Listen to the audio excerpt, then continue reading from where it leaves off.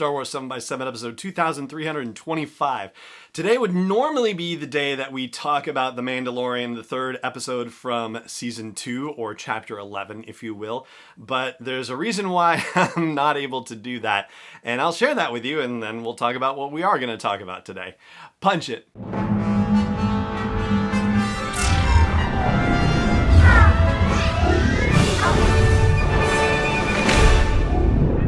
Hey Rebel Rouser, I'm Alan Voivod, and this is Star Wars 7x7, your daily dose of Star Wars joy, and thank you so much for joining me for it.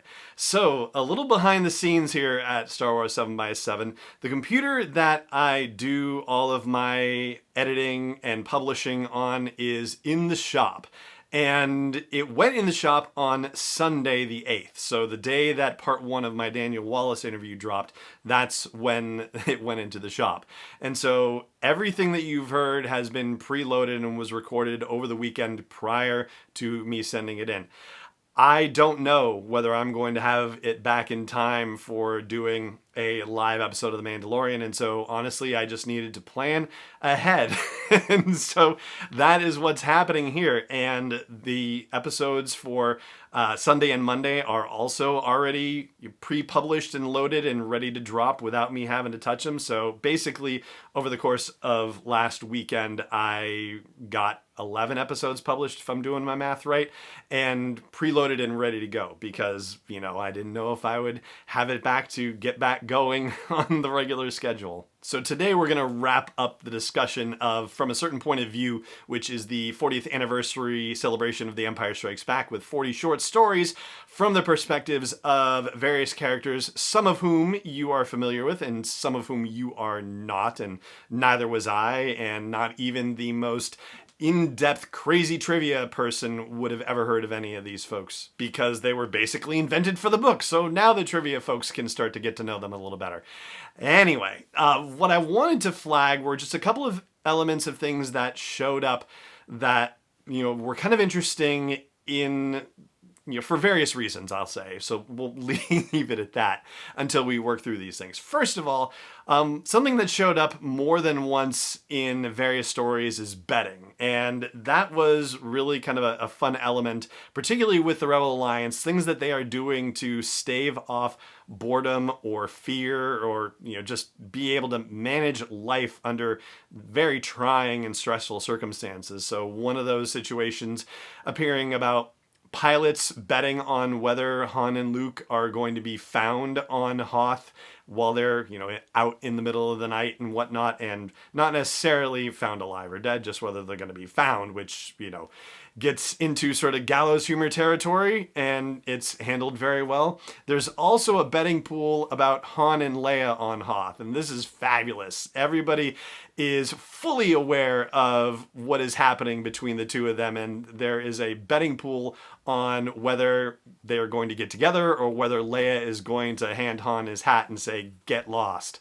Another element of the collection as a whole, and I've touched on it a bit here and there, is how it calls your attention to characters or particular sets of characters that ordinarily you wouldn't find yourself invested in. So, for example, I've talked about creatures, right? So the story about the Exogorth, the story about the Wampa, the story about the Tauntauns, right? So that's one example. I've also talked about droid-related stories, right? Like we talked about 21B on yesterday's episode, and we talked about also the story about L337 and the other two robot brains in the Millennium Collective, as they call themselves. There's also another story called Bespin Escape by Martha Wells, and it features Ugnaughts on Cloud City, and I don't think I would have necessarily thought twice about that story, in all honesty, unless it weren't for the fact of Queel, the Ugnaught from The Mandalorian. Now, there is one other element that was threaded through some of these stories that I was particularly happy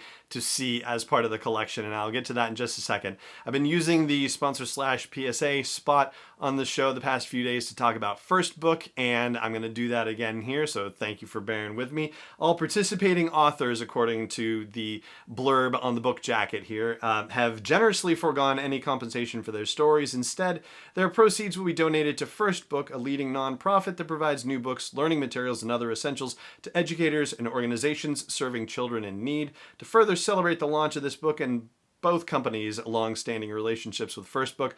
Penguin Random House will donate $100,000 to First Book, and Disney Lucasfilm will donate 100,000 children's books valued at $1 million to support First Book and its mission of providing equal access to quality education. And you can learn more about their mission at firstbook.org. So the element that I'm talking about that I'm very glad is in this book is romance. And I've talked about romance on the show before and about how vital I feel it is to Star Wars storytelling, about the fact that in the sequel trilogy, I think that if there's one thing that I would say that I most wish had been a more overt part of the Star Wars sequel trilogy storytelling, it's romance. That is threaded through this particular story collection. So here are a couple of examples. First of all, in the story that features L337 and the Millennium Collective, they are observing things happening in the ship between Han and Leia, and the running commentary on that is good fun.